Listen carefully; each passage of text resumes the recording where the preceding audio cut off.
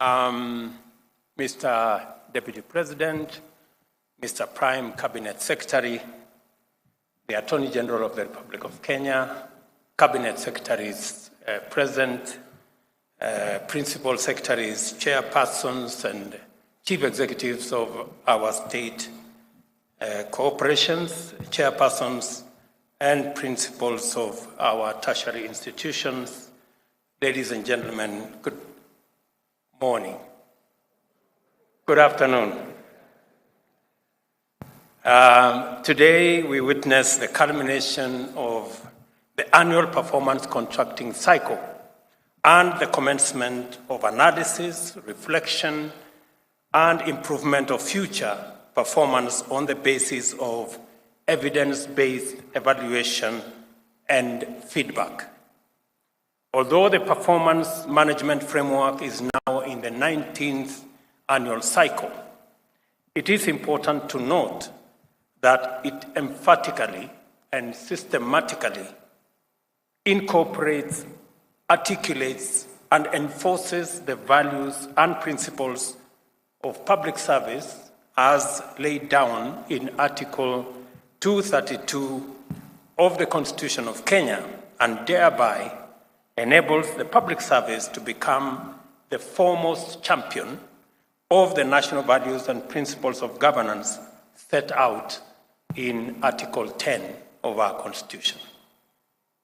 We must do our part in full to ensure that this event and the process it represents underscores high professional standards, highlights efficient, effective, and economic use of resources, demonstrates responsiveness, promptness, effectiveness, impartiality, and equity in service provision, enhances transparency and accountability, and promotes meritocracy, inclusivity, and diversity.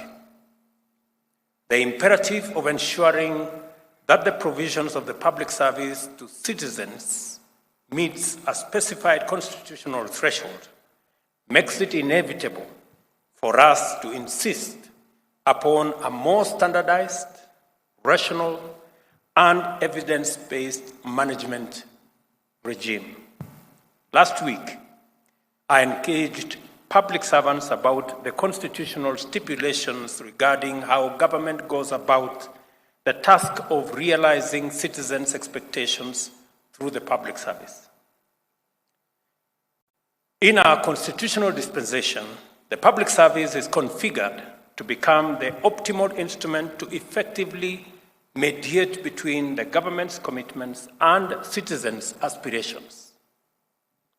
In formulating the bottom-up economic transformation agenda, we went to great lengths to conduct exhaustive consultations with Kenyans throughout the country. These consultations enabled us to formulate the policy and strategic basis of our manifesto, as well as formal charters containing actionable commitments to be implemented through the bottom-up economic transformation agenda. We understand our governing mandate to be anchored on the deep understanding we have with the people of Kenya, and that my performance contract as president is set out in the Constitution and the agenda I sold with my team to the people of Kenya. My performance contract, therefore, sets out targets that the government must achieve in feeding every Kenyan, providing affordable housing throughout the country, achieving the universal health coverage, establishing necessary infrastructure for the expansive growth of the digital and creative economies, as well as creating millions of jobs through aggressive expansion of micro, small, and medium enterprises, including industrialization. In other words, I'm saying that while we have the privilege to serve in the public service, it's not a right, We are close to 700,000 people in the public service out of 50+ million Kenyans. It is a privilege for us, the few of us, to serve in the public service. But that privilege comes with a responsibility on what do we do to create opportunity for the millions who do not have the privilege we have to serve in the public service. What is it that we are going to do so that they too can have an opportunity to work, to get a job, to do a business, and to go about their lives as the rest of us are doing? And that comes with huge responsibility on each and every one of us that have the privilege to serve in the public service. We understand our governing mandate, as I have said. And as I have said, my performance contracts, therefore, sets out targets that the government must achieve.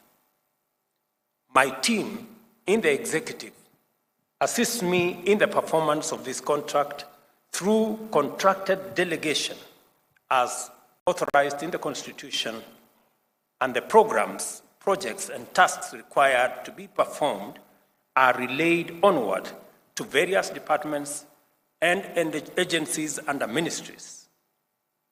Under Article 132(3)(b), I shall exercise my mandate to direct and coordinate the functions of these ministries and government departments, thereby ensuring that your effective performance satisfies the government's contractual obligation with the people of Kenya. We all have a contract with the people of Kenya, and that contract is going to be effectively measured by performance. And I agree that that performance must be measured. In other words, you will have all the necessary authority and support to deliver successfully, because through you, I am committed in every item indicated during my performance evaluation when I return to the people to seek a fresh mandate. Therefore, oversee the execution of government mandate to the